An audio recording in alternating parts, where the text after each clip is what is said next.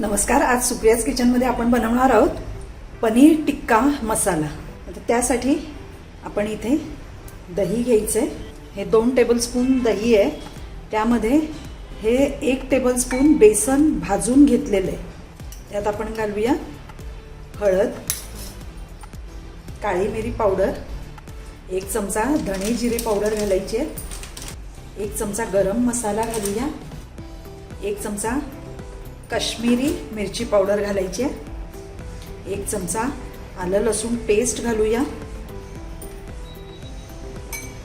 अर्धा चमचा चाट मसाला घालायचा, थोडीशी कसुरी मेथी घ्यायची आहे, हातावर अशी चोळून घ्यायची आणि यावर हे 1 मोठा चमचा गरम करून तेल घेतलंय ते घालायचं. आता हे सगळं नीट मिक्स करून घेऊया. यात चवीपुरतं मीठ घालायचं.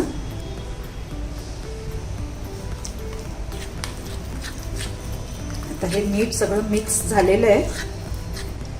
यात आता आपण हे कॅप्सिकम, टोमॅटोच्या बिया काढून टाकायच्या आहेत, कांदा आणि पनीर हे सगळं घालायचं आहे आणि मिक्स करून मॅरिनेट व्हायला 15 ते 20 मिनिटं आपण ठेवून द्यायचं आहे.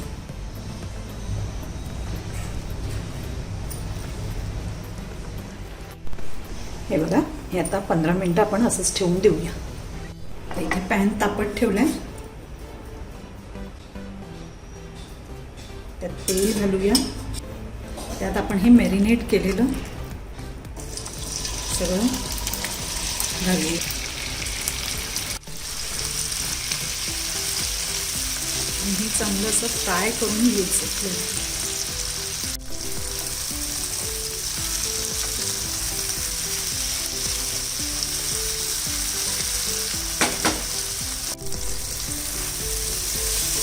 जरा ढवळून सगळं व्यवस्थित असं फ्राय करून घ्यायचं.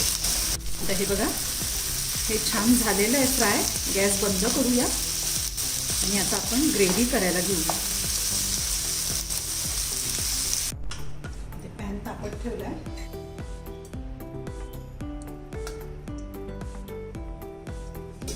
तेल घालूया, थोडंसं बटर घालूया, त्याने त्या भाजीला आणखीन टेस्ट येते छान. यामध्ये घालायचे 1 चमचा हिंग, अर्धा चमचा जिरं घालूया,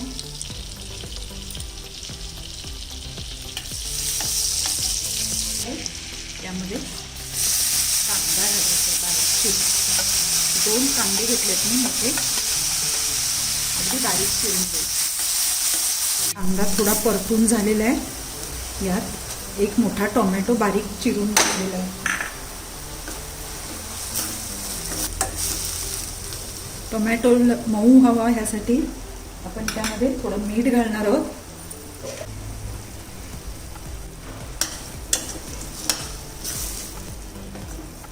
यात घालूया आपण अर्धा चमचा आलं लसूण पेस्ट.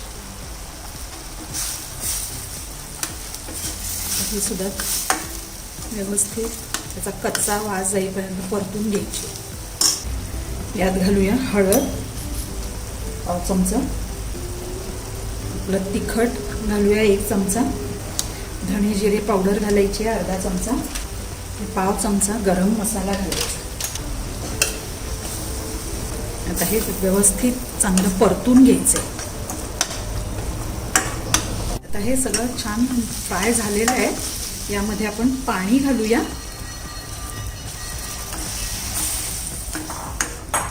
आता यामध्ये आपण जे फ्राय केलेलं पनीर आहे ते घालायचे. आता हे सगळं नीट मिक्स करूया आणि थोडं यामध्ये पाणी घालूया म्हणजे चांगली ग्रेव्ही होईल.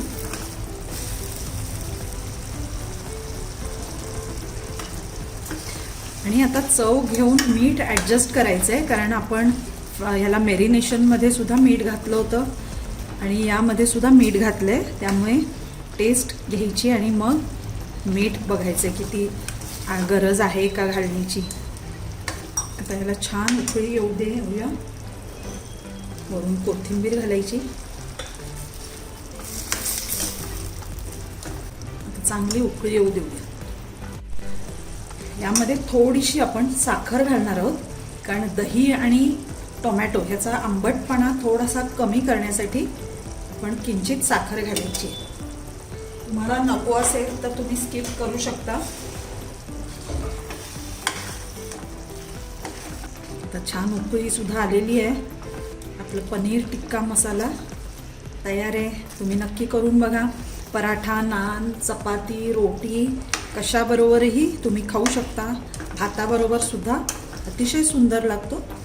तुम्ही करून बघा आणि माझ्या व्हिडिओला लाईक करा, शेअर करा आणि माझ्या चॅनलला सबस्क्राईब करायला विसरू नका. झालेली आहे आपली भाजी. गॅस बंद करूया आणि गरम गरम चपातीसोबत सर्व करूया. थँक्यू.